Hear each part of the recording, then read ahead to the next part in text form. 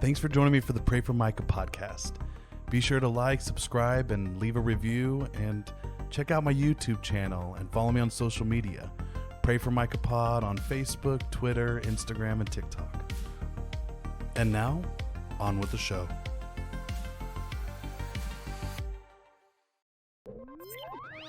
Welcome to the Pray for Micah podcast. And now your host, Micah Chrisman.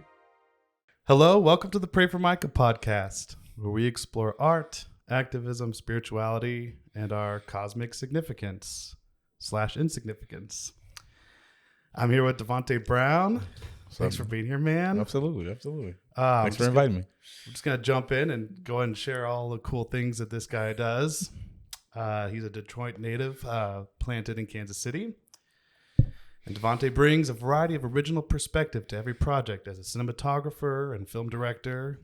Should have been here, probably film producer too. You know, all things film editor, just all the things. Also, behind the scenes photography. His passion for the craft and the respect he has for every crew member is something he holds dear. Coming from Detroit, DeVonte has grown up faster than most. Although he wasn't as well off as others, he made the best of life he was given. Through all the hardship and life lessons he gained, hearty work ethic, a strong spirit, and a bright smile is what came out of that. As he moves forward, he looks to continue growth in his craft and further relationships with everyone he meets. Yeah, man. And that's exactly how we met, was through work relationships and filming projects. Yeah. It's been a minute. That was a great project, man. Yeah. So we worked on a thing for Alive and Well Communities. It's a former nonprofit I worked for. And we did a campaign called Alive KC. Mm-hmm. Pretty catchy. I made it up myself, if I say so myself, you know.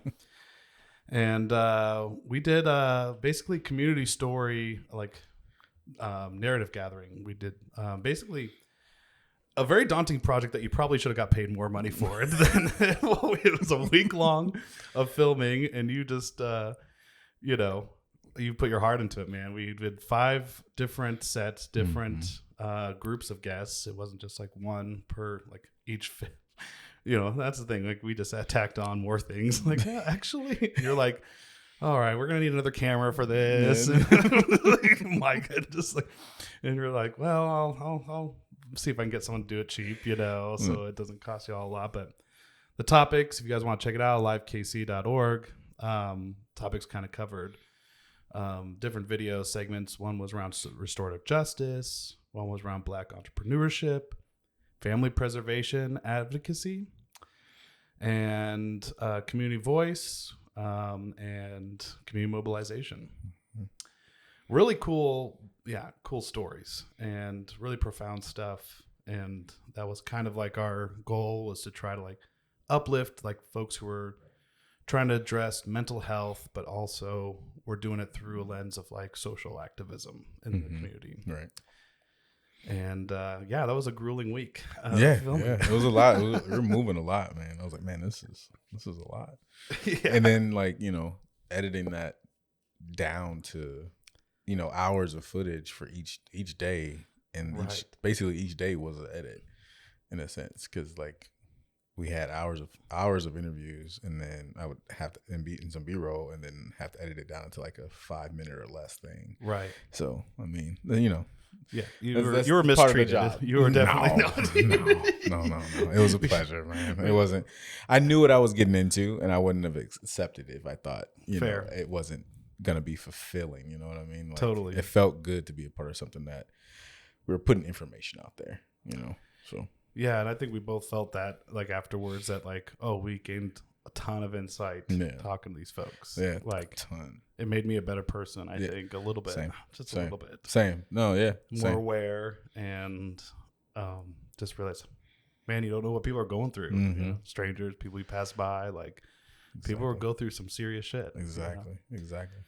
Man, so I guess curious, what other collaborations have you done with any stuff with nonprofits or community initiatives or things that unfortunately, man, I haven't done too much more with nonprofits. I would love to do more.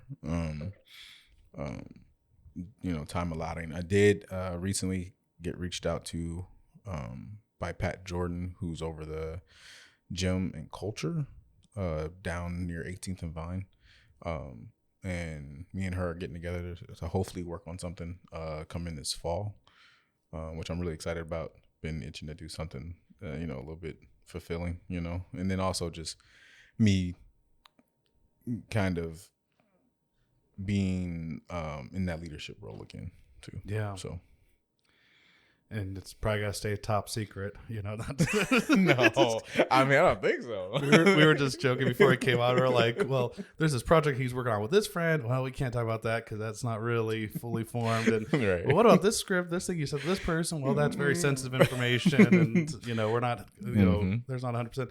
And it's like, I don't want this to get very litigious. We want this to stay as least litigious as possible. Right. No. Don't take away my sponsorships, my bubbly sponsorships. Bubbly is not a sponsor of the show, and neither are their affiliates. I should not yet. They're not sponsored yet. They should be though. We were talking about for as much as I drink these and burp on my own show on these microphones, they should be sponsoring me. They should be giving me money. But yeah, so projects that are in the works, and then I saw your video, your commercial you did for the Chiefs. That was beautifully done. Yeah, man. Thanks, man. Man, that was a blessing. It was a real fun working with the creative team for the Chiefs and the Black History campaign they were putting together in February. It was really great, and then it was just a hectic time because Chiefs are going to the Super Bowl, or were they going to the Super Bowl? Right. It was like, no, that was really great. Got to, again, be in that leadership position and then have people next to me who are watching my back, So when you say the leadership position, is that like you're directing and storyboarding? Yeah, I mean, I directed that one, and then my friend first, but also my mentor and my brother, Marcus Grider, he DP'd. I wanted to focus more on the directing side of things and let him lean on the actual camera. So having somebody I could trust really relieved that stress. Anytime I'm in that leadership position, I'm always hiring people that I wholeheartedly trust, and I don't call you if I don't trust you. Yeah. If I call you, just know there's no question. I believe you can do this job. And that's cool. And I don't want to have to micromanage, and that's the worst feeling to have. Feel like you're micromanaging people because you just don't want to have to do that. Sure. And then at the end of the day, we had a great time. We had fun. A lot of laughs on set. It really was a great time. We were pushing. It was a 2-day shoot, and we were pushing hard. So it was great though. Wow. How long were those days? They were all 12-hour days. Wow. But we got everything we needed. And then the edit might have took 2 weeks or so. And then it dropped right at the end of Black History Month. Oh, cool. Yeah. So that was part of a whole campaign they were doing for Black History Month? Sorry, right at the beginning of Black History Month. Yeah, it was right at the beginning of Black History Month. Yeah. Yeah, it's interesting you were talking about, imagine when you get a call or get an opportunity like that, man. As much as you trust yourself or you feel like, well, I've been building towards this, there's always that inner voice that's kind of like, oh, fuck, don't fuck this up. Can I do this? I mean, I don't know. Did your guests or your crew, anyone who got that call from you, did any of them be like, oh, maybe you should talk to somebody else? And you're like, no, I trust you. No. For me, it was like, oh, I'm doing it. Yeah. Going for it. It was just, for me, obviously there's that uncertainty and that fear and that anxiety, but I kind of leaned into it. And then what helped that is, again, getting people around me that I knew were going to have my back and put their best foot forward. And so having that team, because we produced that in 5 days, maybe 4. And then next thing we know, we're shooting. It was that quick of a turnaround.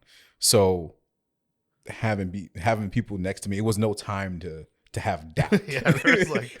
Actually, I don't have the luxury to sit around and question if I could do this. Right. I'm already in the middle of doing it right now. Right. It was no time to have doubt. It was just like, yo, I'm gonna I'm going to do this, and we're going to do it to the best of our ability in the time we have, and we're going to crush it. And they were ecstatic. They called me and told me that the office, every time when they saw it, went wild. They're like, yo, this is amazing. Yeah. And they have their own in-house video team. So Sure. the fact that they even outsourced was a blessing. Yeah, I was curious, like, how does that process or collaboration work? Did you have to submit anything to get their approval on like the storyboard, or was it like they just gave you a little direction and then you just ran with it? No, definitely. They already had kind of the idea in their head, and we just elaborated it and made it, and visualized it so that way, they had. How do I explain this? They had the script and they had what they wanted on paper, and then they were like, okay, how do we do this though? And who do we get? So, and then they were like, yeah, we want this to be very much a Black piece, like hands down. Like, oh, absolutely, I got you. And they were very adamant about having a Black director and just people who are of color in lead positions, which I respected a lot. From there, I mean, from what they told me, there's like 3 things that kind of worked in my favor for them reaching out to me. I think the first thing was they saw Now What, a short film I did with Marcus, and who I co-directed with my close friend, LaRon Cooper. And they had saw that a couple months ago or a year ago or so, kind of put it in their memory bank. It was like, hey, we know who to reach out to when we need something of this stature, right? And then from there, there's another filmmaker who referred me to the creative director. And so I was like, okay, so I've worked with that producer before. And then to top it all off, I PA'd with, which is a production assistant, with the wife of the creative director.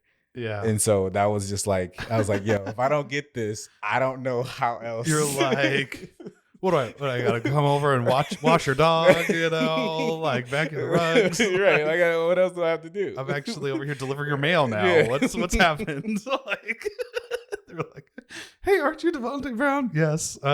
Just slipping in mail. Also, here's my resume. Please just give me a call back, please. So it just like, that's so cool, man. It felt like the pieces were, and that helped solidify it for me too. Talking to them, when I heard that last thing of like, yo, you PA with my wife, I was like, I'm supposed to have this job. Yeah. So then at that point, it was like any little doubt I had or fear I had was just like, no, you're supposed to be here. Yeah. This is for you. Sounds almost divine, actually. Right. It was like, those are 3 signs. You gotta just accept it and go. Right. So like I said, again, it was a blessing. Even it wasn't God a huge was like, am I gonna have to strike you with lightning if you don't give him this job? Like, God's like, I mean, God, he peed with your wife. Like, like we're gonna have to strike you dead just to get a sign. Like, they choose somebody else. God, I knew I should have got DeVonte. I should have known. No, that's so cool. Yeah. Oh my gosh. So you got it, and then wow, the quick turnaround, but then you nailed it. You all should check it out. DeVonteBrown.com. That's at least where I saw it. Yeah. I'm sure you go to the Chiefs too. Mm-hmm. It is on the Chiefs YouTube. It's on their Instagram. It's on their Twitter. It's on all socials. So does it make you like think about, is it open out any other doorways, thinking of working with other sports teams, Sporting KC or other? Absolutely. I mean, I'm open to working with whoever. They're all listening to this show. Yeah. I mean, I hope so. I am looking to work with the Royals and direct the Royals, here Sporting, some more Chief stuff. Hit me up. Man. I got the squad. We gonna crush it. I promise. Shameless plug. Yeah, they're all gonna hear it. Yeah, every one of them. They're right there on the camera. Yeah, right behind it. Right with my bubbly sponsors. They're all the figments of my imagination. But hey, one of these days, you never know. Royals might hit me up and be like, you know what? We heard that guy DeVonte Brown. We somehow got on this ex-evangelical vein and found him on this random podcast. God forbid, Man, you brought up your short film. I want to get to that here in a little bit, but you could go and just share a little bit with our guests who don't know you, kind of like your journey of coming from Detroit, ending up here in Kansas City. How long have you been living in KC now? I've been living in KC since 2011. So, yeah, a little over 10 years. Oh, man. Yeah. Yeah, that's cool. Yeah. It's crazy to say that. But, yeah, I've been in KC because I graduated high school and then in 2011 and then went straight to college in like August. And so did you meet your wife here? I did. Oh, nice. I met my wife in school, in college. Okay. And we were just college sweethearts from there. Man. Yeah. Look at your little lovebirds. Yeah, I got going to his house and did video editing for a little bit. Yeah. Watched some video proofs or whatever, and yeah, you guys got a nice little oasis. A little, I don't know. I'm sure they've knocked all those trees down and made that. After they've built a bunch of shit there now, but I don't know. It was like kind of nice. It was like you're in the middle, South Kansas City, and all of a sudden you're like, no, the trees are still there. Got a nice little we got like nature oasis. 20 deer that come out every night. Oh, really? Like every time my wife pulls up at night, she's like, I'm gonna get in the house as fast as possible because they're all just looking at me. It's like one of those things where, like, if there's too much nature, you're very concerned all of a sudden. Right. Like one or two squirrels, you start seeing like 12 of them. You're like, okay, what's happening here? Like, I mean, we definitely got some woodland creatures. I think we got deer, raccoons. I think we got some groundhogs. A couple, street cats. All right, street cats. Yeah, I live at I was telling rabbits. You, the urban farm, the community garden place up there. And that's actually reminded me of if we're all ready, I'll go ahead and share a little Pray for Micah story. Oh yeah, time for a Pray for Micah story.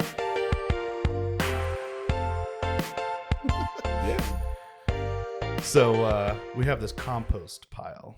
Okay. So because we're like a community garden, urban farm, it's where all of our food waste goes. Okay. And we just turn it over every few weeks. Real rank, real nasty stuff, man. And that's my job right now while I'm living with them. Yeah, that's like one of my chores is every few weeks I have to move, rotted food from one bin into the next bin with a shovel. It's a good workout, Right. Is it like the thing they give the new guy? Yeah, I guess, it's like, you're the new guy? That's your chore, dog. I'm sorry. Yeah. It's like, that's what you do. You got to wait for another new person to come in and they'll be there. And this is like my third time living with them. So it's not really the new guy thing. I think it was just like, you can lift this. Yeah, you used to do this. Mm-hmm. Yeah, like you might as well pull your weight around here, Micah. We know you know how to do it. So you're not going to protest and make a fuss about it. So anyways, I've got compost duty again. Oh, man. And with the compost naturally comes lots of critters. Oh yeah, lots of things, and so we have like rats that cry at night. Like my dog sits on the porch with me, like street rats that, I mean, they sound like werewolves, like I'm pretty sure they howl at the moon just like the wolves. Like, they fight and they're like, I have never seen one in person. Okay. Until this day where I'm doing the compost pile. So I'm out in the heat of the day. And I am like at the last bin. Like so far, it'd been pretty good, And this is like eventually all this becomes rich soil that they use to plant and do stuff with it. So there is a purpose for it. But I'm like shoveling this compost bin, and I shit you not, a rat. I mean, the size of like a football. I mean, a football. I'm not shitting you. Yeah, I mean, I'm looking. It was brown. It was as like woodland brown as you could think, and it runs between my legs, brushes against my left boot. You're gonna get it. Brushes. Luckily, I was wearing really tall, like knee-high boots, but the weight of that thing brushing against my leg. I mean, it was like having a cat or a raccoon. I don't know, just something. I let out the most primal scream I've ever done in my my life. Like the most, like a woman being like ravaged by a bear in the wilderness. Like I screamed so loud and like almost fell backwards. It was the scream of like, where are my people? Like, where are my people? Like, I'm being attacked by a saber-toothed tiger. Where are my people at? Like, I'm dying. And it was pretty soul crushing. And then I saw like another devastating scene pretty quickly after that. It just disappeared, by the way. It like ran between my legs and it just gone. Like, you sure it was a rat or a raccoon? Oh no, He's like, I saw enough. Yeah, I saw enough of it. Yeah, I saw the tail end of it, running between. Oh, and then I like saw another sad scene where like again I'm like working through this compost. I'm basically destroying their habitat, their home at this point. Like they've been hanging out here for a few weeks. Yeah. I see this like mouse and it's like I start hearing more squeaks. So I'm like on edge because I'm like, oh my god, it's another rat. And it's his mom like carrying a baby, like she's scruffing it and trying to carry it away from the wreckage, the carnage that I'm causing. Oh, no. And I just like, live and let live. Y'all I'm sorry I'm destroying your homes. Just take your baby and go. But that was like the moment that I'm like, oh, this is technically an infestation. I should probably be like, right. Go into exterminator mode too.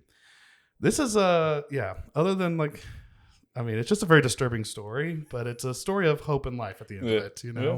They all lived, and they're gonna create carnage. But like dog, like you probably give that rat a name eventually once he comes. Yeah, Little Wilbur or something, or Gus. That'd probably be a better one. Do Cinderella mode. But yeah, it was. I don't know where I was going with that story. I guess just we were talking about woodland critters, and I'm like, well, I basically live like a little mini oasis of woods in the middle of the city, and that's our nature crisis. Yeah. Oh, I was gonna say, yeah, you were talking about cats too, and my dog chases the cats, but the cats are hunting like the mice and rats, and so it's just a big, evolutionary food chain thing going circle on. Of life. Like a circle of life. Yeah, it really is. Like. It's just, dog Rayla, just one big happy family, So, circle of life. How did you get to Kansas City? What was the big circle of life journey there? No, I was in Detroit for a while, my freshman and sophomore year in high school. And then my mom was already in Newton, Kansas, which, if anyone knows, is 30 minutes from Wichita, Kansas, if you know where that's at. And I decided to finally come and live with her. She had already been here for about a year. And stayed there for my junior year and senior year in high school, which, it's a very big culture shock. Yeah. Going from Detroit to a small town. And then graduated high school, came here, went to college for film and video production. And then just started knocking on doors for a lot of production companies that were in town, and started getting on set and producing. Eventually went full time in 2015, May 1st of 2015. Really? Yep. So was that a big decision to make? You were like, it was huge. What was the job you had to quit to go to full time? So I had while I was in college, I was working full time as well. I was working at Five Guys Burgers and Fries. And I had kind of hinted to one of my managers at the time, like, hey, I'm probably on my way out. And she kind of was like, oh, no. And then so they came back the next day or 2 days later, and I was like, hey, what if we made you a manager? And they offered me like $12 an hour. And I was like, sure. I guess it's not terrible back then. Yeah. It wasn't terrible. It was like 2014, 2015. Yeah. So it wasn't terrible. And then that I did it for like a week or two, and then I just let them know. I actually gave them a month's notice. So it was kind of like I gave them, which is unheard of, but I liked the crew and the people enough to be like, and I was just like, hey, I'm probably gonna be gone. Like this $12 an hour ain't really worth, like, it was cool for like a week or two. Now I'm like, and they're like, more responsibility though. Right. And I'm just like, I'm cool. I'm out. So, Yeah, and then, I try to do it kind of strategically. Still had checks coming, and then I was getting called to PA on productions already. So like the money I didn't really feel a blow, really. Like I definitely felt a difference, but it was just being more strategic with my money and how I used it. So Sure. yeah. Did you already have like some film equipment, or were you like I saving did. up? For No, some I had stuff? a DSLR, had a GH2, had some cheap lights that I would use.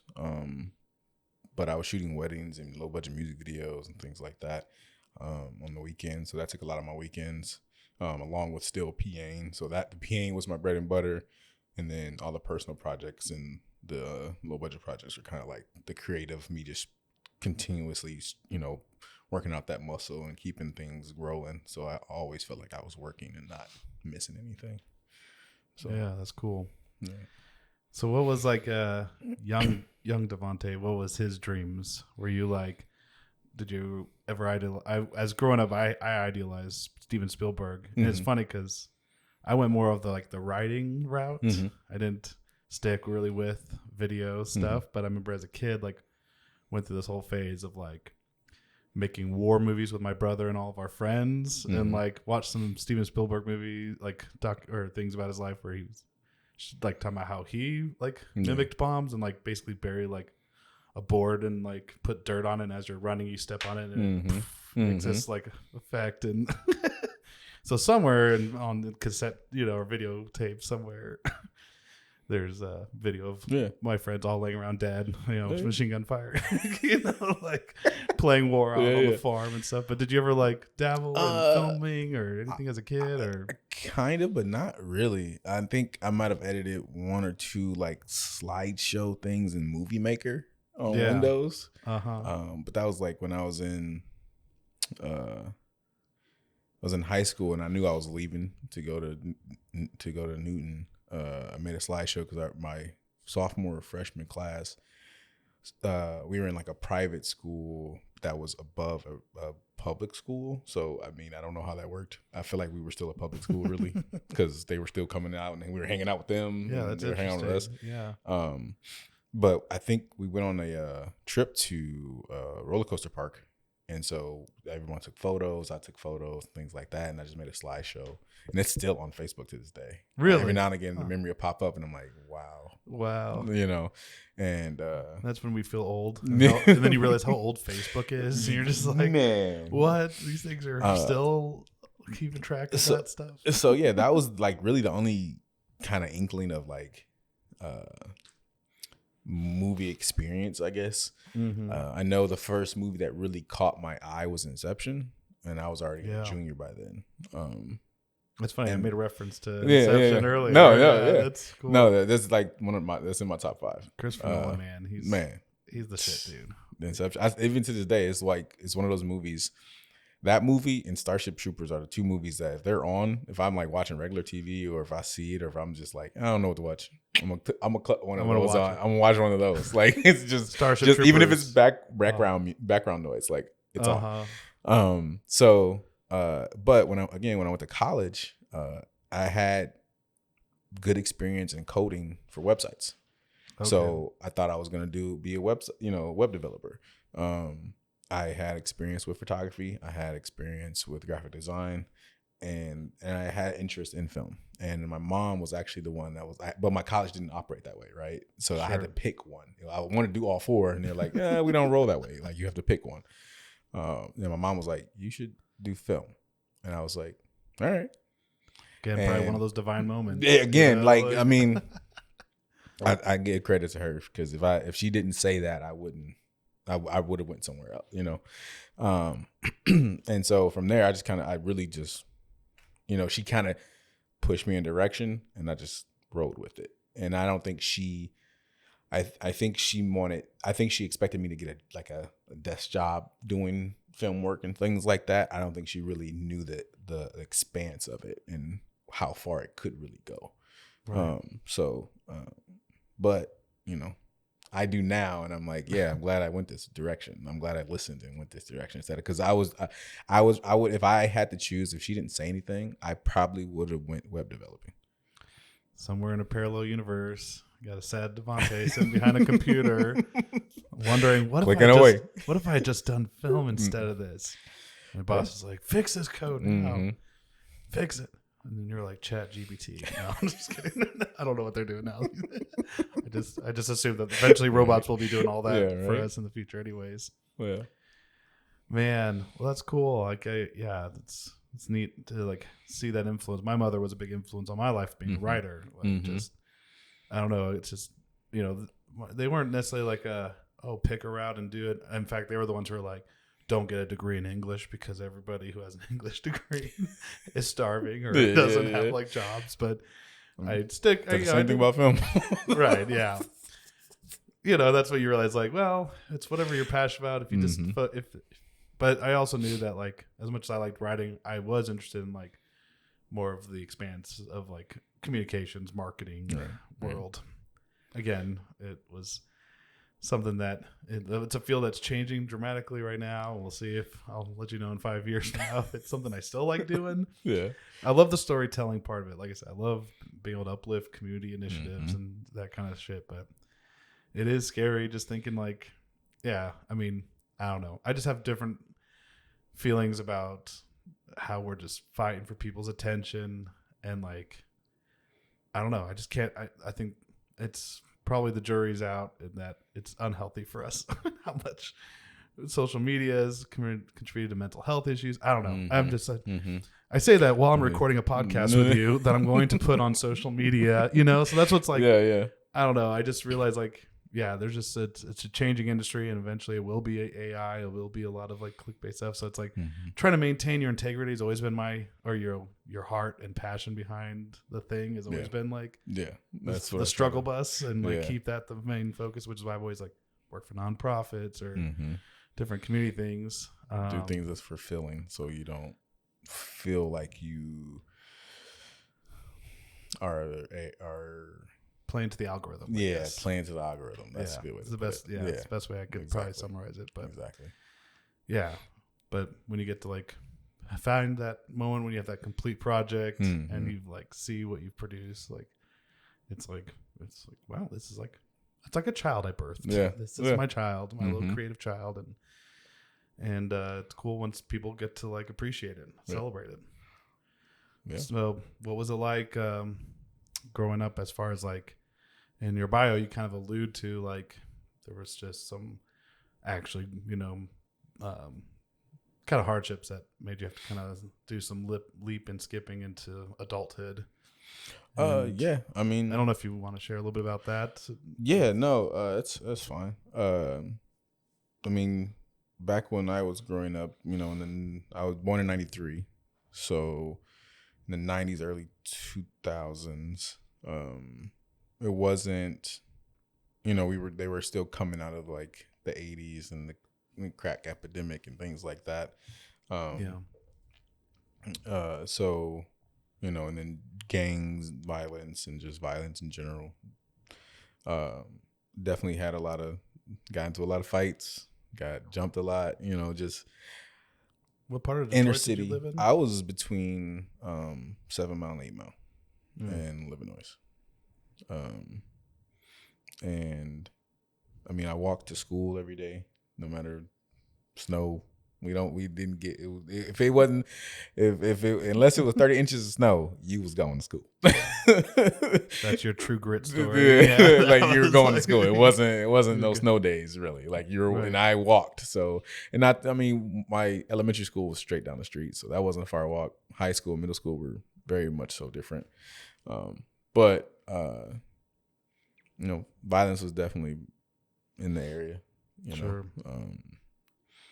So you didn't have to click up or whatever. There wasn't like no. I was my mom, me and my older brothers. She made sure we didn't have to. She made sure we understood that no matter how much pressure that environment put on us, we did not have to succumb to it. Yeah, that's cool. And do we know people that are part of that stuff? Absolutely, like no question. But it was just kind of like, nah, he ain't with this. he cool. He ain't with us though. But Right. he's cool. You know. That's cool. I am 15 and 11 years younger than my older brothers. So they grew up together, but I was kind of like alone basically for most of my mom had to work, so I was mostly alone. So I had to kind of manage myself. Definitely stayed in the house more than going out and just walking around, because like that's when you find things and That's find when trouble people finds who you. I don't know people, and sometimes I felt like going out, and sometimes trouble found me, sometimes it didn't. Had to handle it when I had to handle it, whatever. I bet but you handled it. I mean, I did what I had to. I bet you there's some motherfuckers who didn't fuck with you. I after mean, all that. No, just- I definitely got into a lot of one-on-ones, but it was mostly like 2 or 3 people usually, and I had to like, all right, here we go. And it wouldn't even be a conversation. Sometimes, in that environment, sometimes it's not even a conversation. It's literally like you just walk past them. right. And You looked the wrong way. I didn't even look at them. Yeah. They're just like, yo, I'm looking straight ahead. I ain't trying to have no beef. Don't matter. Yeah. If they feel like doing something, they're gonna do something. Right. So I mean, that's just how it was. Dang. But it toughened me. I had my faith, so that also helped. And then also I wasn't like, I don't know, like me being an adult now, I know that wasn't normal. Yeah. As a kid though, you think normal, whatever Right. it is, what it is as a kid. Yeah, you might think some days suck, but at the end of the day, you're like, this is just what life is. Sure. And you think it's that way for everyone as a kid. Mm-hmm. Right. Right. That's just what we Until do. you experience something else outside of your world, and you're like, oh snap, that wasn't a great way to live. Totally. So was that part of like the initial, like to move to Newton, Kansas was kind of like, No, not really. I mean, I was kind of against going. oh, Like, you were yeah, chilling. I was chilling, but it was around 2008 when I left, 2009, and that's when all the automotive industries like, we out. Yeah. Like, I was gonna say 2008. It's like, oh, that was a that train was- wreck. Wow. Everything went. Yeah, like comprehending that as a teen and then comprehending it as an adult, 2 different things. Right. It was like, yo, 2008 was wild. Yeah, they basically bailed out. Yeah. Yeah, Michigan. It's Like, crazy. My brother, and it was my older brother who was like, you should probably go. And he's like, there ain't nothing here right now. You should probably go. And then it's crazy because then a week later, I was living with my second oldest brother for a while, and so I would take the bus from school to his house, and then the stop. It wasn't the stop I would stop at, but I would walk that way to get to his house. So some kids got killed at the bus stop, no. like a way. week after me leaving. Holy And my shit. mom was like, that could have easily been you. Because it would have been around the time I would have been in that area, right? Because I think it was a weekday, and it was just like, or in general, like, who knows? Like, they ran off. Which way did they go? Who did they jump a fence? Who house did they go in their house to get away? You know what I mean? Like, anything could have happened. So she was very like, she felt we made the right call. I wasn't so sure at the moment, but I was still like, fair point. Yeah, looking teen back. kid, Right. teen kid with his mom. Now as an adult. But looking back, I'm like, yeah, it's well could've been possible. you. It's Yeah. possible that I could have been involved in that in some way. Damn. So, Well, sorry for those kids, man. Yeah, man. Those people that. I mean, we live in Kansas City, so it's like that could probably happen. yeah, man. I used to, like, definitely my freshman and sophomore year when I was living there.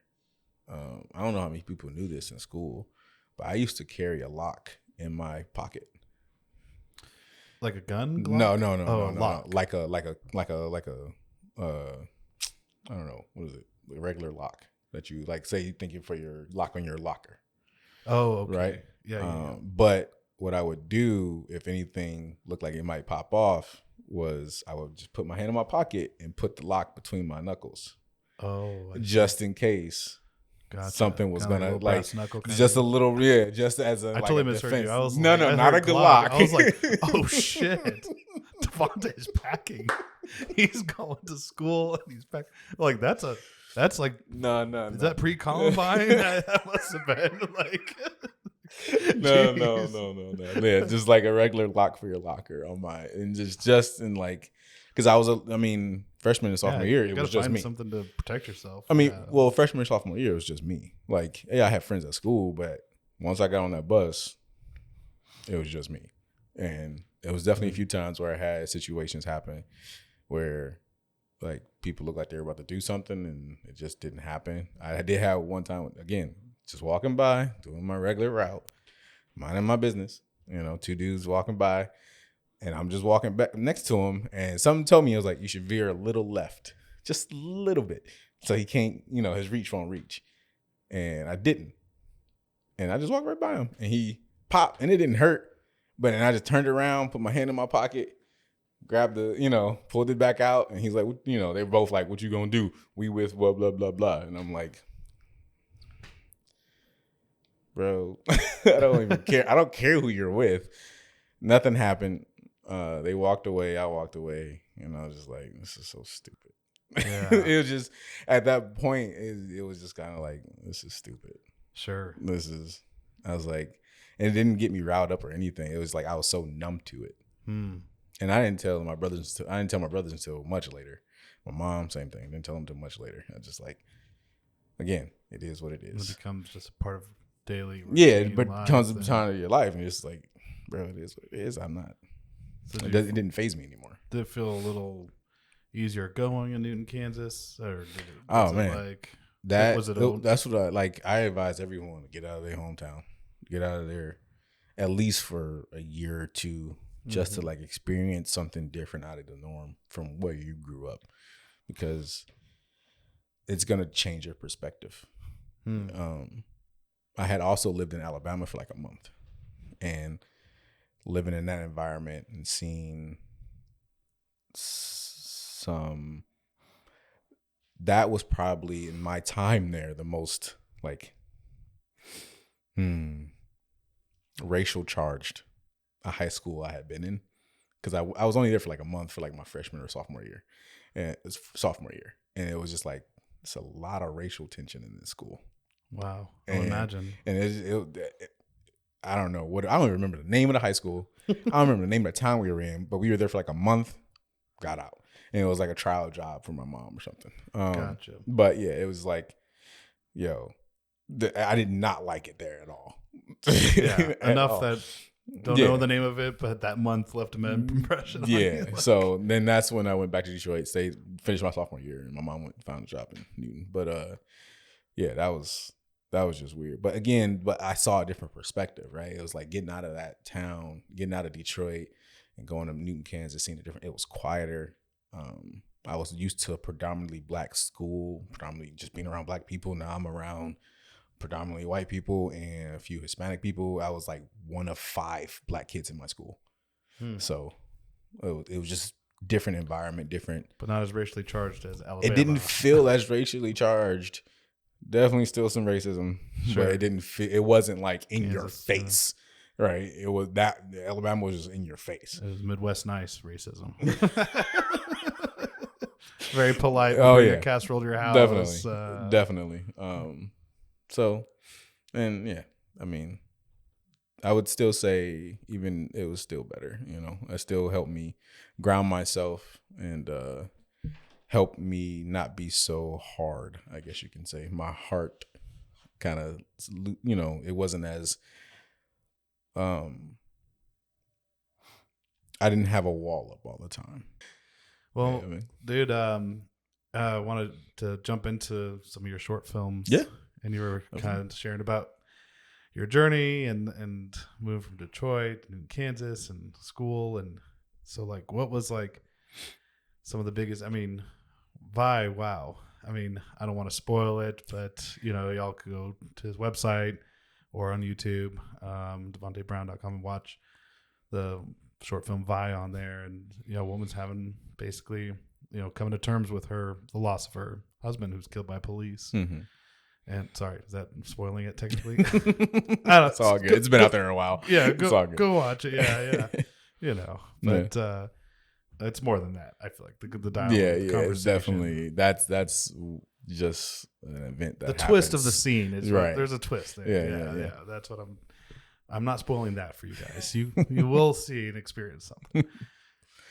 But like, what are some like the biggest like draws of inspiration from like your childhood or upbringing, or even just, I'm guessing obviously from the cultural like events happening during like when you did?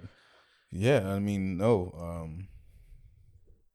Vi and the other one, Now What, were both kind of during when 19 had our grip. We were in 19's grips in 2020 and 2021. So those are the moment, that moment where I kind of, everyone had that time to recollect and figure out what they really wanted to do. They had to spend time with themselves, right, and really like grasp who they are and their goals and things like that, for better or worse. Sure. And so I knew I really wanted to start making my own films, and Vi was one of the ones I had actually written in college, but it wasn't that, right? It was it was really just for base value. Mother at laundromat, husband comes to visit, and they have their final goodbye. But as I grew, and as I grew as a human being and a person, what I cared about changed, and my morals kind of changed, and what I wanted to say with my films changed. And so adding the element of how and the pressure of a now single mother who was basically forced to be a single mother because she had a family. Yeah. For better, for better or worse, no matter what their environment was, she had a solid family, and now she didn't. She's missing that one character, that one person. So grasping with the doubt she had of being a single parent, and like, how am I supposed to do this? Yeah. And that's again from my childhood. My mom was very much a single mother. My father was in my life and still is in my life, but for the most part, she was a single mother. So, I mean, definitely for my older brothers, right? So me being a kid witnessing that. So I kind of harnessed that, and me as a kid, what I witnessed and what I took in. Me being a kid of like, I was a very quiet kid, but I was also very observant. So I was always watching, and also just trying to register what was happening and trying to understand everything around me. And my mom is one of those people I watch closely. Obviously, she's your parent. So I kind of harnessed that emotion as I was rewriting the script, and then also using my amazing actress Jamie. She had just had a child. Oh, really? And she has a husband, and they're a lovely family. And I think she kind of harnessed that as well, as like the thought of losing something, Same thing with Trey, who played the father again. And that's what Vi is about. It's short for Vine. And through the movie, the majority of the movie, they're only talking about the son. For the most part. And it's like, we're vying, because they're vying for their son to be something greater. Sure. Even though he's in this environment. And I think that's what every parent does for their want for their children. They're vying for them to be better than them. Yeah. So. Wow. And obviously the portrayal of police, assuming, people's, I think it's interesting between Now What and Vi, just the theme that you have going with like just the perceived threat of not just black men with a weapon, but children. Yeah. And like, so there's definitely something there as far as like you're tying into the idea of, I'm assuming gun legislation or like prevalence of guns in neighborhoods. Yeah, and like, it definitely is definitely a touch on that, but also a touch on just like the thought of like revenge, but like we never take it. You know what I mean? As a people, we just want to be treated normally. Right.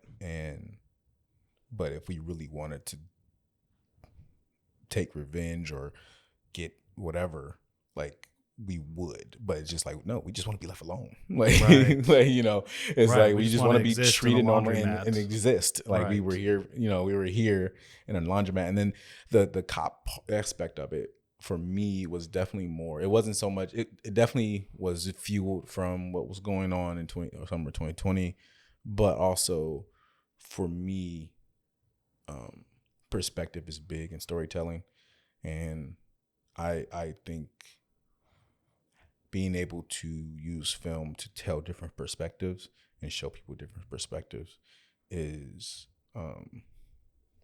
what gets the conversations happening. Right, because you have the cop who is starting to de-escalate his own escalation. Yeah, right. And that's kind of a profound moment that you kind of see in that moment, you know, that he breaks down when the other cop shows up. Because he was like, you know, he looked at the kid and was like, maybe I need to chill. Yeah. You know, but then the other cop who isn't in the room just knows what she sees. Just sees a hand and reacts versus coming in the door. And that's kind of a nod to like those people who are just so extreme left or right, regardless, is like those people who are extreme in those directions don't want to walk into a door together and just walk into one building together, cross that threshold and go, let me hear what you have to say. Now let me hear what you have to say. Okay, but you know, because I'm very much so like, I don't mean to get political, but this is what we're doing. I guess I'm considered a Democrat. I guess. But I also don't think they're shitty for us. I think there's pros and cons to both sides. Oh, absolutely. And I really just wish everyone would just like, yo, I hear what you're saying, dog, but this is what I'm saying. All right, let's see if we can come to a middle ground. But no one wants to come to a middle ground. So it's like, how are we the United States if we can't really agree on much? Totally. It doesn't, you know, but that's me. I try not to think about politics because at the end of the day, I don't trust politicians regardless. So yeah, unfortunately, it don't matter who they are. Both sides have their constituents, their bases, and they know what the selling points are. Yeah. You know? Conservatives are like, we protect families and we keep money in your pocket. And we don't tax you. And Democrats are like, well, we actually provide abortions and we quote unquote are for the black man and for the other. Well, never mind that Biden has put more people away. And the way I see it, I'm like, they lie to you. They literally lie to you most of the time to get hired or selected or elected or whatever. Like, I'm just like, yeah, I don't know. Like, that's why I tell people, I'm like, local politics. Usually there's just too many cooks in the kitchen to even decide to make a final decision. So then they're stonewalled, regardless. Even if they are a good person and they meant what they said, there's too many cooks in the kitchen that they got to get past or deal with for it to even happen. So, and then especially now, everything is so bipartisan or so partisan, I should say. That politics is one of those things. I'm just like, I don't even. But at the same time, like that's how with George Floyd and with Trump in the office, everything. I was very partisan. I was very I was out protesting the streets. I was getting I was out there. I was recording tear gas by police in Kansas City Plaza, and it's like I was there that first night. Really, you were? That was the most hectic night, I believe. No, wow. Yeah, I was there that first day. I didn't stay till the night because the night got crazy. But I was there with my camera. And I still got frame grabs and video footage from that. Wow. Yeah. Yeah, I remember seeing like some clip on John Oliver, and I was like, "Oh shit, I saw that! Like, I saw that kid get like dragged, and just it was just unreal." And that was like during the day too. That was like I don't know the second. Actually, the footage is in now. What? Yeah, really? At the end of the now, what? That's your footage. Wow.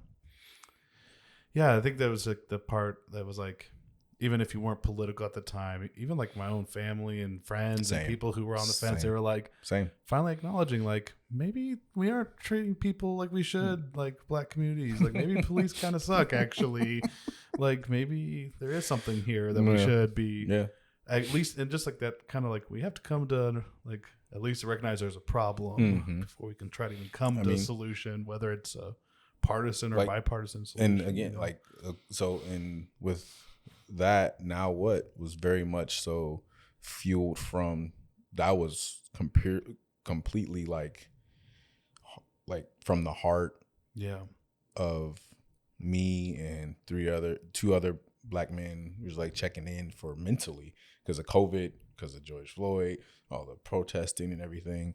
Met at Applebee's, and it was supposed to be just like a check-in. We sit there for like 6-7 hours.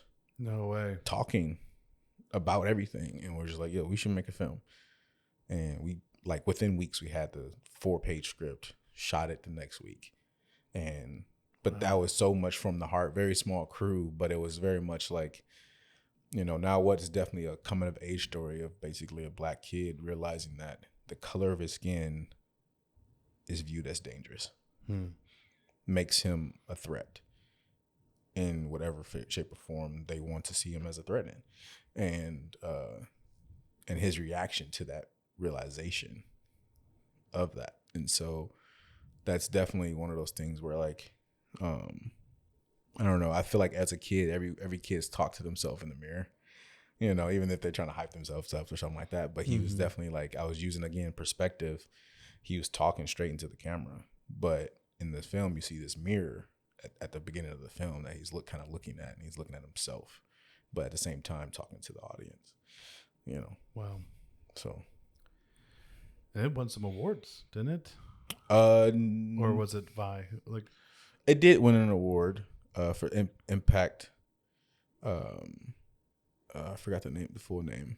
It did win an award, and it also got nominated to be shown all over the U.S. in schools for mental health. Wow, which is huge, and that was a blessing as well. So that's cool. That's huge. Yeah.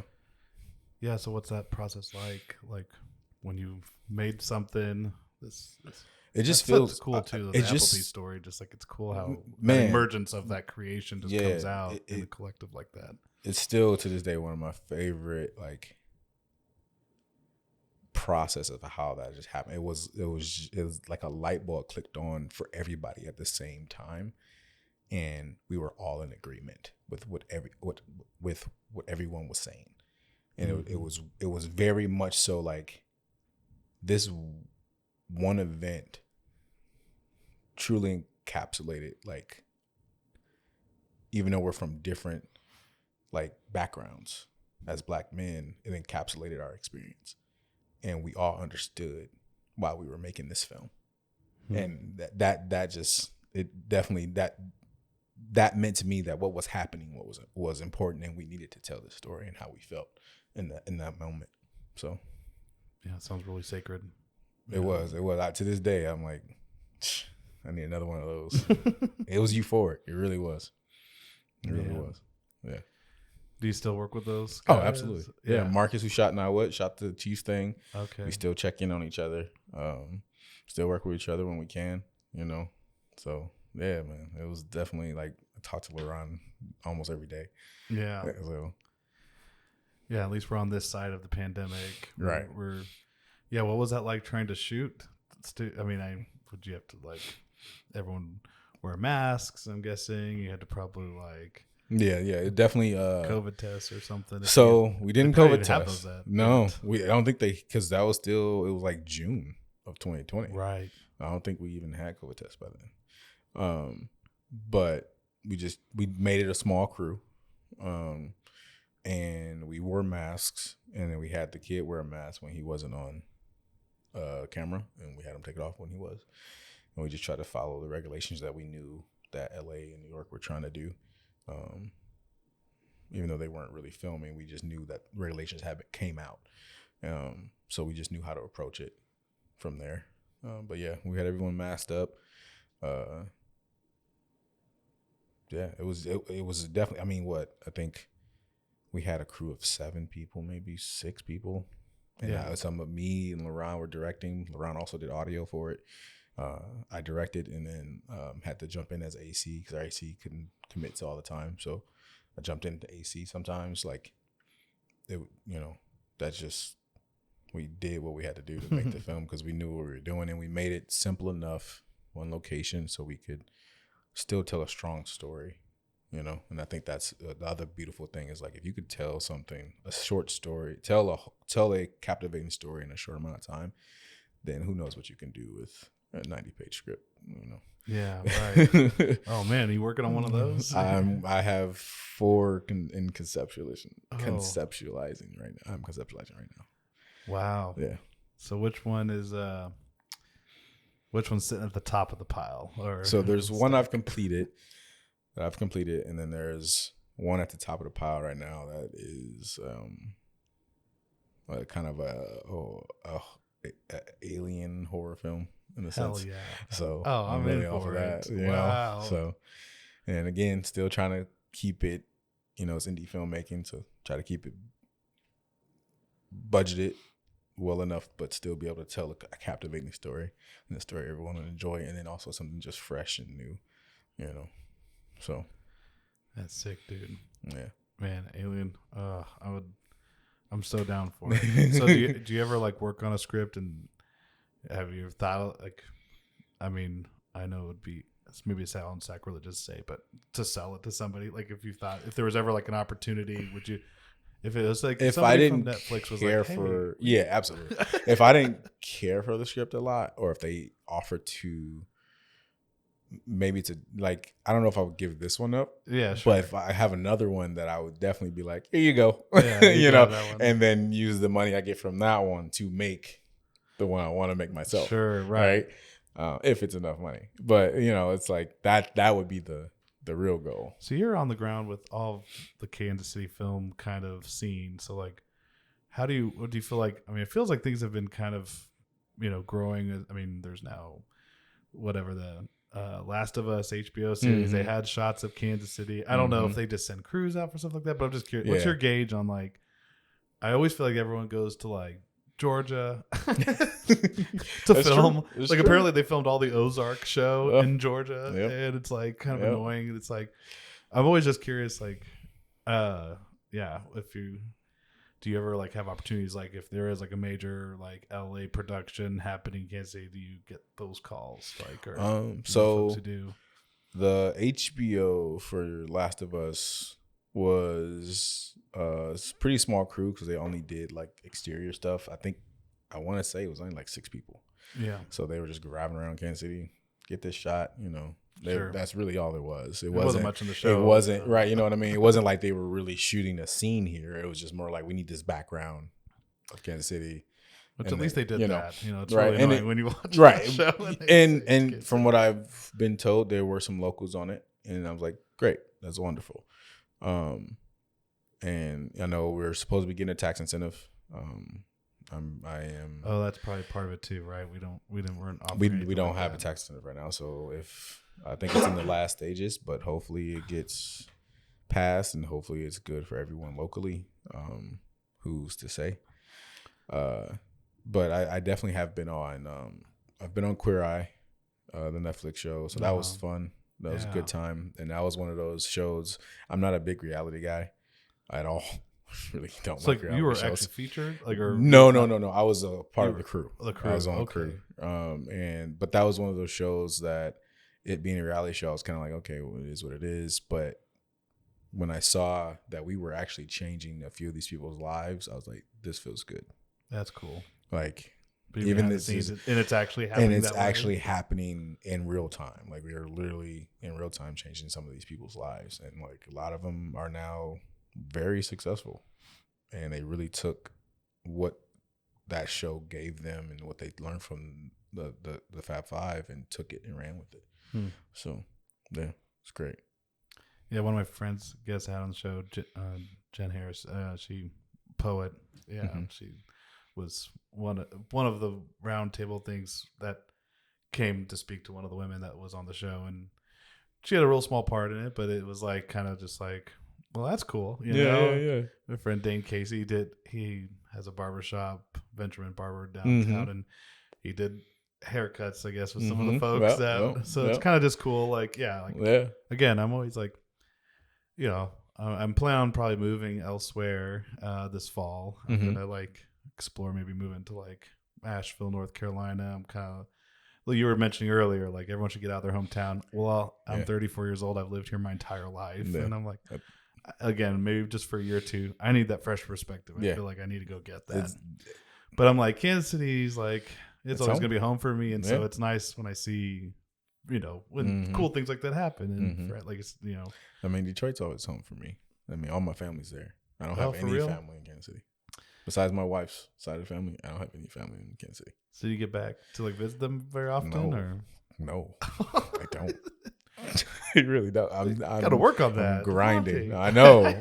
I'm just so busy just working. And that's what my mom's biggest fear is this right here. Yeah. Like, she's worried I'm gonna move somewhere.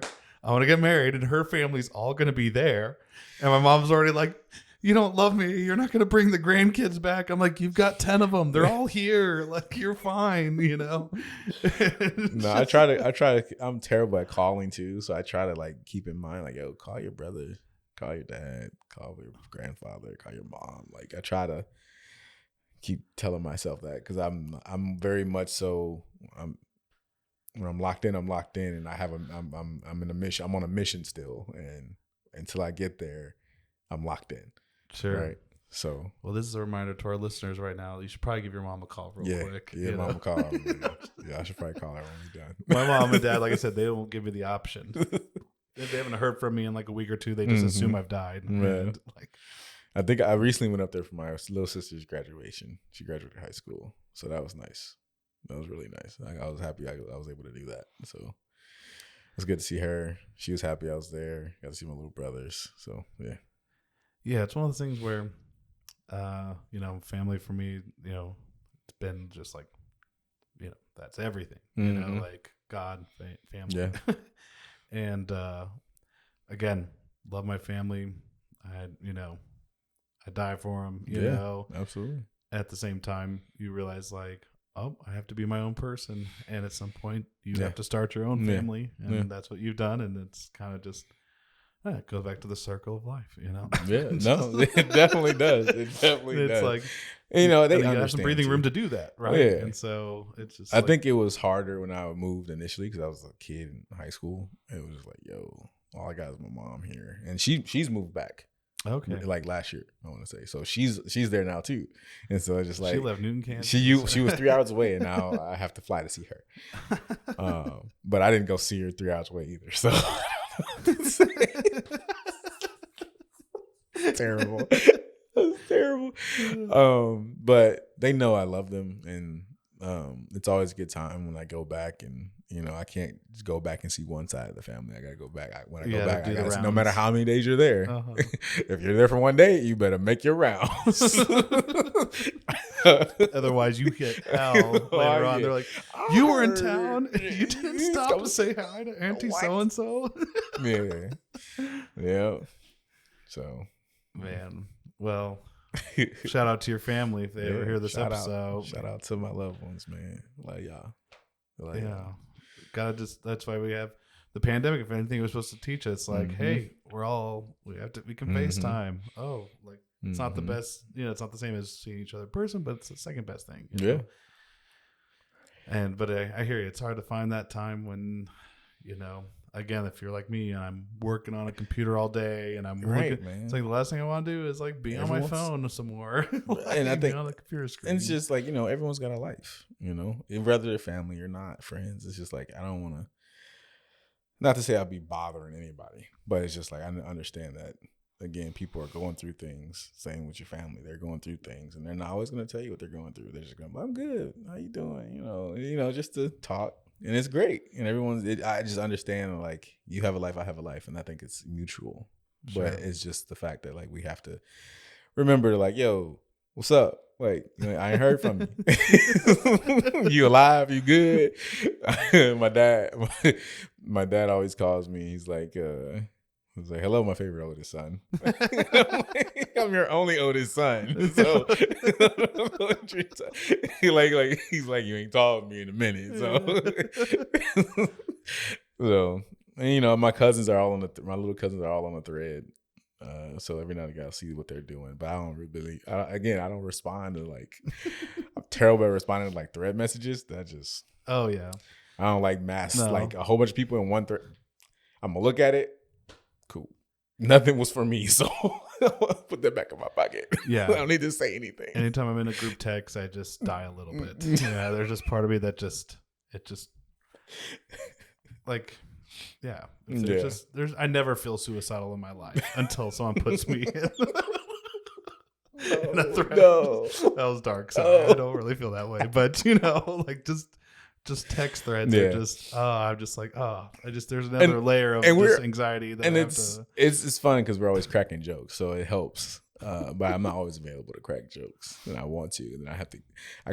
That's probably the one text thread I'm in that I actually like catching up in because I'm like, they're just so funny. My cousins are they're pretty funny. Like so they're always cracking jokes and getting on each other. So it's good times. My family, we're doing a big family reunion this Saturday, actually. So that's gonna be great. All the cousins and people, Crispins and Luttrells and the whole shebang. It's gonna be great. Man, that sounds. We haven't done it in years, really, since my grandma Crispin died. She was kind of the matriarch of the family.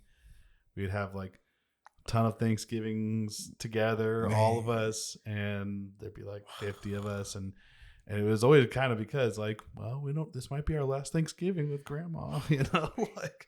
So she lived to 97 years old. Ooh. So it was like, man, we had a lot of last Thanksgivings, air quotes. Like we were just, and again, like I was happy we kept her that long, but it was like, all right, do we have to frame it this way? Right. And once she did die, then we all stopped having big Thanksgivings together. Yeah. It's There's like no motivation. And that's crazy because like our generation has to be the one that continues that now. Right. Like exactly. Oh, now me and my brothers and my younger cousins are the ones that have to continue that. And that's something every like every holiday they're like, who house we meeting up? And who's cooking what? That means who's like, cooking the biggest. Like, and it's like who's hosting, and it's like, yo, eventually that's gonna be us having to figure all that out because our aunties and uncles are just, and our dads and moms are gonna be too, like they might be able to cook some stuff, but they just like, I ain't figuring nowhere. If we ain't going nowhere, we ain't going nowhere. Like, guess we just gonna have one thing for Thanksgiving, like, you know. So me and my wife have been working on that. I think we hosted a couple years ago. We hosted Thanksgiving. That's cool. We cooked way too much food for 5 adults and 2 kids. Like, we cooked way too much food. We had food for like 2 weeks. It was wonderful, meal prep, but it was wonderful. Then at that point, Thanksgiving you are sick food for 2 weeks. The green bean casserole they've been eating for 2 weeks. Yeah. I don't eat that. She ate that and she loved it. I was like, just give me the ham sandwich. I'm cool. Yeah, to this day, God bless my family.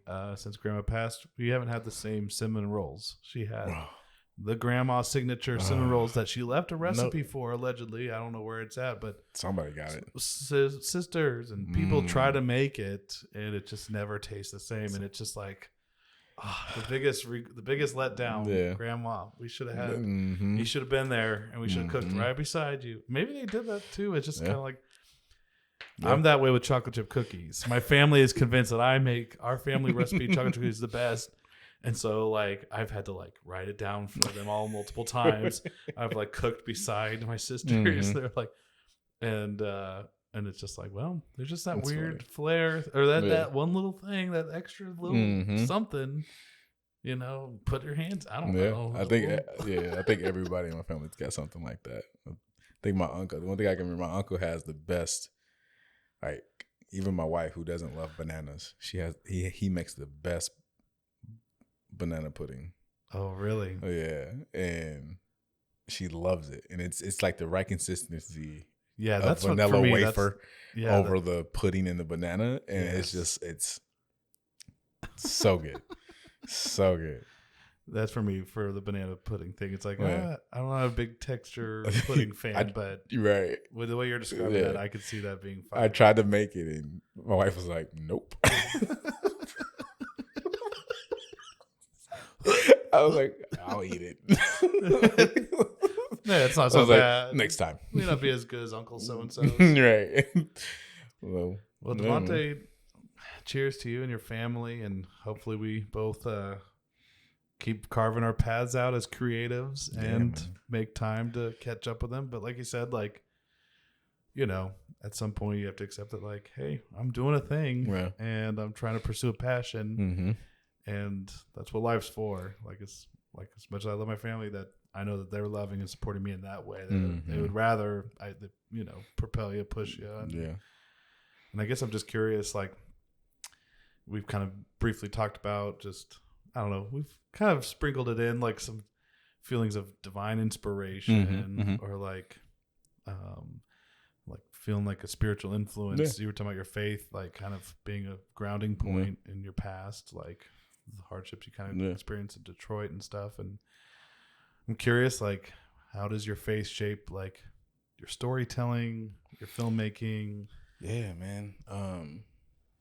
I am a Christian. I wouldn't say I'm like, hoorah, I know every page of the Bible Christian, but I do believe, and it does very much so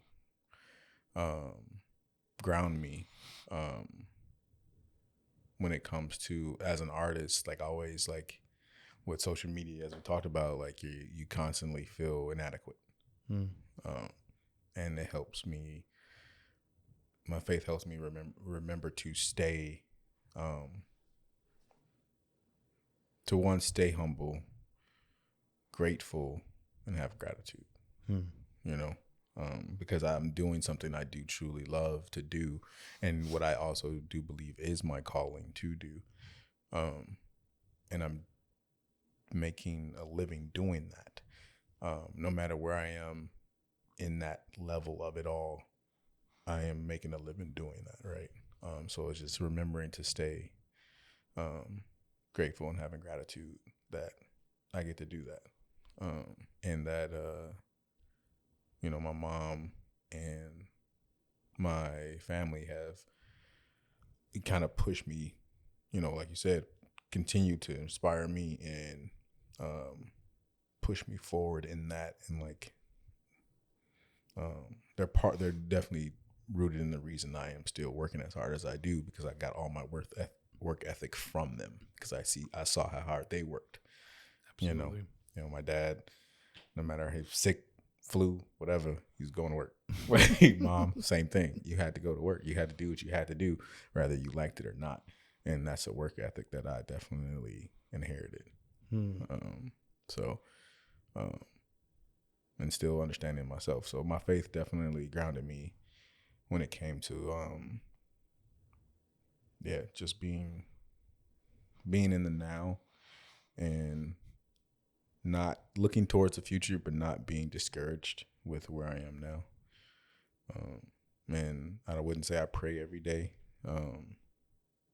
I was recently, I recently did have a breakdown,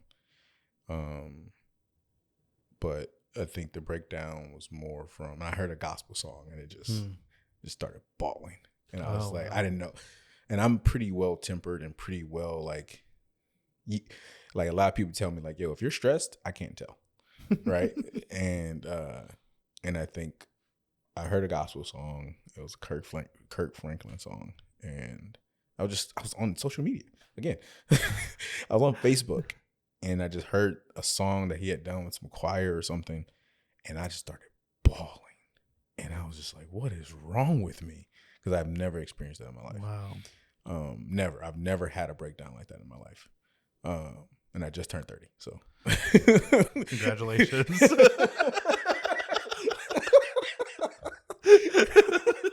And 30 and finally. Right. I had never had that spiritual kind of like spiritual or like release. It wasn't like a breakdown of like sadness. It was just like a relief, like a release of like pressure. I get that. That's powerful stuff. And it was, and it was good. I needed it, apparently. It was definitely good, and it also, gave me some clarity and things. So I mean, it was great. It was shocking. Don't know if it's going, and I don't know when it's gonna happen again. But hold on, I got a song queued up for you. No, I'm just kidding. Not on camera. I want to get you crying here, right on camera. On camera.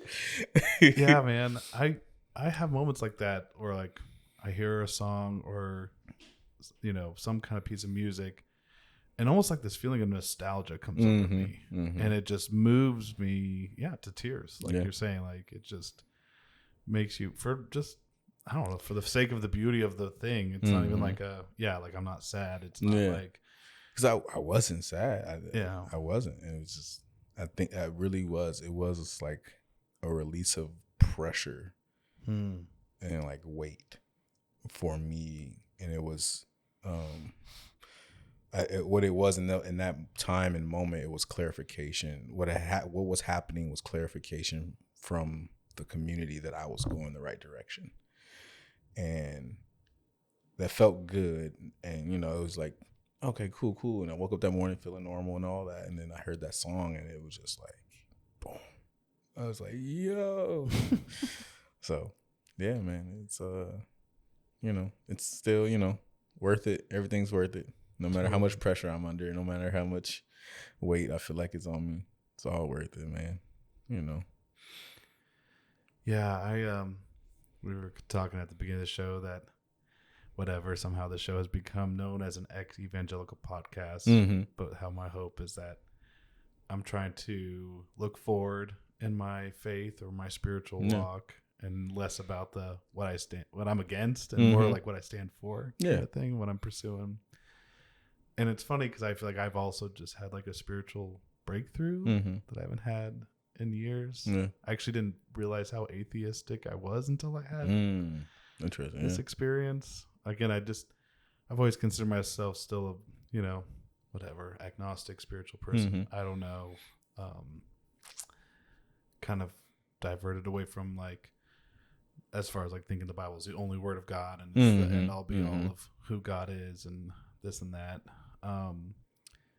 But I had this like kind of epiphany. There might have been psychedelics involved. I won't go down sharing all those details. But no, it was really the days leading up to that experience and afterwards reflecting. It was such. I'm like, it wasn't just the psychedelics, but it was this encompassing kind of week-long kind of realization of. It really is pretty cool that you brought up that you had this powerful experience with a song, with music, because the realization that I had in a conversation with my brother that the best way I could describe God is this like rhythm and flow of music that's kind of unseen around the entire universe, everything in our fabric of our being. And we have no control over anything. And just that release of accepting, and that's kind of like, again, we always say like in my past, like you have to surrender to Jesus to find that peace that passes all understanding. And to me, it's a little bit different than that perspective. It's more like surrendering to this flow of this music, this divine kind of like rhythm that when I get in sync with it, with them, with they, whatever it is, the essence, the source of it all. Jesus maybe was that, maybe he is, maybe he was tapped into it. I don't know. But you realize that you're going to get out of sync with it sometimes. And you have to like kind of attune yourself, kind of like readjust and like, hey man, I'm having a shitty day and I'm treating people shitty. I need to readjust. Like, I need to like take a breath, center myself, and like get back into that flow of like that loving kindness. Again, the things I still connect with, the fruits of the spirit, love, patience, peace, kindness, that all of that is God. Yeah. And how can I be God to the world in that way? And just, realizing that that's basically something I've been lacking. I've been missing, by having this kind of contrary viewpoint of established religion, Mm-hmm. I have missed out on the opportunity of being in that divine flow Mm-hmm. and trying to find that again. So that's kind of really why I started this podcast and why I have guests on and different faiths and everything is because like. No, I mean, like I said, I don't consider myself like die hard. You gotta go to church. You gotta do this. You gotta do that kind of Christian, man. I mean, for me, it's like if you're a good person, you exude love to your fellow neighbor, as it says, and you try to just be an honest and decent human being. You're all right with me. Yeah, man. I mean, no matter what your belief is, it's kind of like, bro, you're human, you're my neighbor, I was told this, so that's what I'm gonna do. I kind of, in my years of going to church with my mother, I kind of just squoze it all into like one thing, and it's like, just be honest, be you, and love your neighbor. And I was like, cool, I can do that. Like, right. It's not, you know what I mean? It's like you could kind of erase 2,000 years of baggage. Yeah, it's just like, man, I don't, I've gone to church a lot, and I probably should go to, my mom probably wants me to go to church more because she's very much invested in the establishment of church. I wouldn't say I am as much. That'll probably be the one thing that I'm not invested in. Sure. But the faith overall, I have no doubt in my mind. There's no, I've experienced some things that I'm like, yeah, I'm not wavering from this. Like, this is my faith, and I'm pretty concrete in it, no matter if I go to church or not. It's kind of like, totally. I don't feel like I need to know the Bible. I know him, and I do pray, and he knows me, and that's my relationship with him. So yeah, that's cool. That's as simple as I can. Like, I don't want to make it complicated, because if you make it complicated, then you're feeling that pressure, right? Of like, oh, am I doing the right thing? Right. Like, you just be you, kind of defeating be the honest. Purpose of why he put us here. Yeah, and you know your morals. So if you feel like it's wrong, then it probably is wrong. Sure. You know what I mean? It's like, it doesn't have to be this complicated thing. Right. It's like, yo, I exude love to you, and yeah, it's like the Christians are like, if we didn't have religion, everyone would be murdering, stealing, and killing. And I'm like, if reading the Bible is what's keeping you from doing those things, then absolutely keep reading the Bible. Like, if that's you should go to therapy. You should go to therapy. If I didn't have the Bible, I would be out here just wreaking havoc on the world. It's like, by all means, keep reading. Yeah. Like, if that's what's keeping you from being in this dark place. But yeah, no, I think great. I can recognize the sacredness in people. And so I guess that's like, I appreciate that that's what my family was trying to, if anything, I that's the biggest thing I've come to like really appreciate, of like looking at my past and like my spiritual upbringing, and realizing that it was teaching me to seek for more, and teaching me to like try to find and be attuned to that song of the universe, and that rhythm that is God, to see the sacredness of others. And it's been beautiful kind of reconnecting with that. And I've been really trying to like see and like kind of probe a little bit internally to like, what's all this extra baggage I've been carrying. And it's cool to just let it go. Like, life is just too short to harbor any anger or bitterness towards the church. Towards the pastors, it's no bitter. People. Yeah. Like, it's like, I just have my own understanding. And if it's okay if you can't accept that, if you're another Christian who can't accept my understanding, that's okay. It's all love. There's no judgment here. Like, it is what it is. It's like, and I still accept you. Like, if you want to go to church and that's what you love to do, I'm not gonna knock it. Like, if my mom wants to go to church, let's go to church. Like, it's not like I don't want to. Like, I hate the church. Right. Like, going to this. It's like, I'll go to church. Doesn't matter to me. Like, I'll go. And it does burn my flesh a little bit when I walk in there. Just not like I don't burn in flames, but when I walk in, I start to kind of get that white people burn a little bit. In the sun, just a little warm. God's like, you're gonna make this a little uncomfortable for you. I think I enjoy the act of going to church with my mother, because it's that nostalgic feeling. Sure. I always enjoyed. I always looking at her and enjoyed how concrete she was in her faith and how her stories of it changing her life. Yeah. And her story is not my story, but I can take things from her story and the lessons I've been taught in the church and accumulate those, right? And I mean, like, my mom's very passionate about religion, so I try not to like get on those topics. We keep it very much like mother, son, we're friends, like I try not to touch on religion because I know that's a very passionate discussion for her. And that's okay. I think I do believe she understands my views on it. She may not agree with them, but she does understand, and I understand her, and she knows I'll go. She asked me to go to church. I'll go to church with her. It's not a problem. Like, yeah, let's go to church. Sure. Like, I'll clap and sing, and it doesn't bother me. It's not something I'm like in my head. Yeah, I'm gonna go to church. I'm not gonna me myself, like, right. My wife would probably love me to go to church, and I'm like, I've explained to her too, like, and she's in she's in a different branch of Christianity. I don't know. That's the other part too. It's like all these branches of like, oh, it's Christianity, but it's this other type of, and I'm like, why? Just why? I don't get. That's the part. That's definitely something I don't understand. But I don't even try to, like, it's one of those things where, like, do I want to understand it? No, I don't. I understand what the Bible encompasses. Well, we sprinkle the baby instead of dunking the baby. Well, actually, we do bread and wine at the back of the church building instead of passing the plate. Yeah. But something about, like you said, they're just, to me, like, yeah, I have no problem. My niece is getting baptized. Yeah. I'll come and, like, absolutely celebrate that sacrament, that moment. Yeah, with them. But I also don't think it's so much about me in that sense.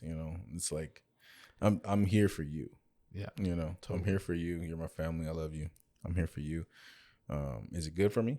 Yeah, it is. But I'm here for you. Like I said, keeping that humility, humble spirit, and that's exactly. And that's part of it. Is being humble, staying humble. I always. Mom's just like, sit down, be humble. Yeah, sit down in this period, be humble. Some people telling me I'm too humble, or too. Yeah, they tell me like, yo, you're just being modest, or sure, like, yeah, But every time someone close to me is having a birthday, or I try to always text them, and I was like, hey, I'm praying for patience, wisdom, and success into your life. That's just nice. And that's something I pray for myself as well. It's just patience, continued wisdom, or growth in wisdom, or whatever, and then also just continued success in whatever I'm doing. And then, of course, remaining humble and keeping myself grounded. And remember, again, staying thankful, having that gratitude, and being grateful. So that's cool. Yeah, man. Well, don't be too modest. You're a great person. Thanks, man. And celebrate your successes, man. And appreciate you coming on the show and just sharing a bit about your journey, dude. Yeah, man. I appreciate you inviting me, man. Having a good talk. Heart about all of it, dude. Yeah, it's been really cool. It's I'm better to have known you. To know you. So thanks for sharing. Same, likewise. I'm sure there's more of it. We'll get it in your autobiography, or when they do the movie about your life someday. God. Like director, producer. No, man. No. Well, do you have any projects coming up like that you're in? I know you've shared a little about the script you're writing, but anything? Yeah. Besides the features I'm kind of conceptualizing, I did just shoot a short. It was a period piece. It was a love story about a couple who are both already married. So it's that struggle of, like, it's set in the 70s, And it's that struggle of like when our parents were young, or there's many stories of people in our parents' age or generation or our grandparents' generation where they would stay together because they had kids already. And even if the marriage was absolutely horrid, they would stay together for those kids. Right. So it's kind of a touch on that, but also two lovers finding each other, but they can't cross that line, or do they cross that line, or what is it like if they do, you know? So, but it's all set in like a 70s jazz club. That's cool. And it's pretty dope. Where'd you like show up around here? Yeah. Shout out to June's Jazz Bar. Okay. Right across from Uptown. All right. If you haven't been there, you should go. Amazing aesthetic. That's awesome. It has a disco ball in the back with a dance floor. It's amazing. And she was really great, letting us use the space. And it worked out really well. It was a great shoot. The crew was amazing. It was a good time. So wow, that's cool. Yeah. So you just got done shooting, so it won't be out for a while. It won't be out for a while. Yeah. I just started editing. So okay. Well, if you don't mind, share with our folks where folks can find you online, where they can follow you on your socials. Yeah. So my website is DeVonteBrown.com. And then my Instagram is DeVonte_M_Brown. And that's really it. All I got is Instagram and my website, really. I got a Facebook, but that's kind of just more personal. I don't post nothing on there. Because the YouTube channel will just be the same. YouTube is just DeVonte Brown. Yeah. Cool. Yeah. Well, y'all go check out his stuff. Thanks again for being here on the show. And as y'all know, you can like, subscribe, smash that bell, sign up for the notifications. I mean, if I had Patreon, I'd ask you to do that, but I haven't set that up yet. So, we're just out here recording great conversations, and I'll ask for money later and when I need the sponsors too. But for now, just please write a review, give it a 5-star. If you want to give it a single star, you can do that. I will hunt you down though, and I will hurt you. And in the meantime, be praying for me. Till next time. Thanks for joining me for the Pray for Micah podcast. Be sure to like, subscribe, and leave a review, and check out my YouTube channel and follow me on social media. Pray for Micah Pod on Facebook, Twitter, Instagram, and TikTok. We'll see you next time. You are now re-entering the normal world.